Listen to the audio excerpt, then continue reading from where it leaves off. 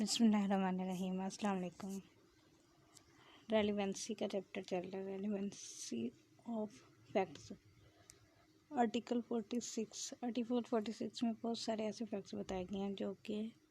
Relevant होंगे, अगरचे कि वो ऐसे पर्सन्स की स्टेटमेंट हैं जिनको बतौर विटनेस नहीं बुलाया जा सकता। क्यों नहीं बुलाया जा सकता? क्योंकि या तो वो विटनेस, जिस शख्स की स्टेटमेंट रेलिवेंट है, या तो वो मार चुका हो, या फिर वो इनकेपेबल हो गया एविडेंस देने के लिए, या फिर उसे फाउंड नहीं किया जा सकता, पता नहीं हो कि कहाँ है वो शख्स, या फिर उसकी अटेंडेंस जो है वो आज उसे बुलाया तो जा सकता है। मतलब जैसे कोई शख्स आउट ऑफ कंट्री है तो, लेकिन उसके आने में बहुत ज़्यादा डिले काज होता है या बहुत ज़्यादा एक्सपेंसेस लगते हैं, तो फिर ऐसे शख्स की स्टेटमेंट क्योंकि उस केस के हवाले से रेलिवेंट होगी, तो फिर वो स्टेटमेंट उस केस में रेलिवेंट समझी जाएगी बजाय उस विटनेस को कॉल किए। 46(1) हम पहले डिस्कस कर चुके हैं डाइंग डिक्लेरेशन के हवाले से, और 46 की क्लास 2 जो है वो made in course of business के बारे से है कि अगर कोई शख्स डेली रूटीन में कोर्स ऑफ बिज़नेस का आर्टिकल 29 भी हम पहले पढ़ चुके हैं कि जो रूटीन में अगर कोई शख्स कोई डेली डायरी लिखता है, या कोई जैसे वो शॉपकीपर का कोई खाता वगैरह होता है, या कोई भी चीज़ जो कि रूटीन में लिखी जाती है, तो उस रूटीन वर्क को में जो चीज़ भी स्टेटमेंट लिखी गई है, मतलब जैसे कोई ट्रांजैक्शन है, वो डेली बेसिस पे पैसे लिख रहा है कि वो बुक्स अकाउंट्स होते हैं, तो वो उसमें जो भी चीज़ लिखी गई है स्टेटमेंट, वो स्टेटमेंट अगर किसी केस में रिक्वायर्ड है, तो फिर बिना उस शख्स को जिसने वो लिखी है वो स्टेटमेंट, उसको कोर्ट में बतौर विटनेस बुलाए भी वो उसकी लिखी हुई स्टेटमेंट रेलिवेंट होगी, उसे एविडेंस में कंसिडर किया जा सकता है। तीसरा है अगेंस्ट इंटरेस्ट ऑफ मेकर। अगर कोई स्टेटमेंट ऐसी है कि जो कि when the statement is against the pecuniary or proprietary interest of the person making it,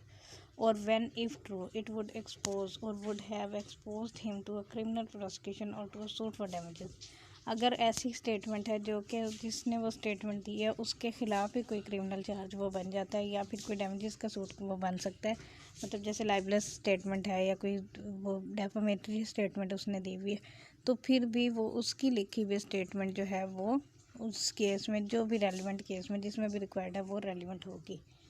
fourth है और gives opinion as to public right और कस्टम और मैटर्स ऑफ जनरल इंटरेस्ट। अगर कोई ऐसे स्टेटमेंट है जो कि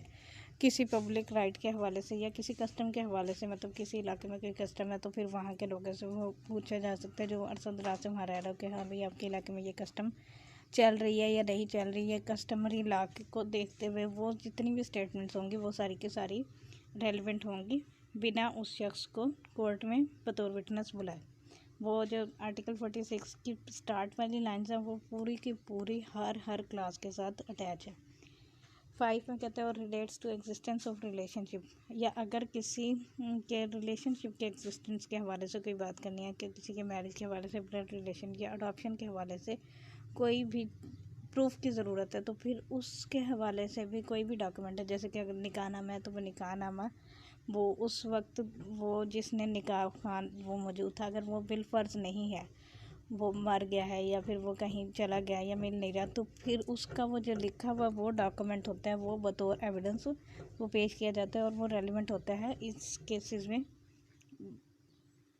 आर्टिकल 46 की क्लास 6 और इज़ मेड इन विल और deed relating to family affairs.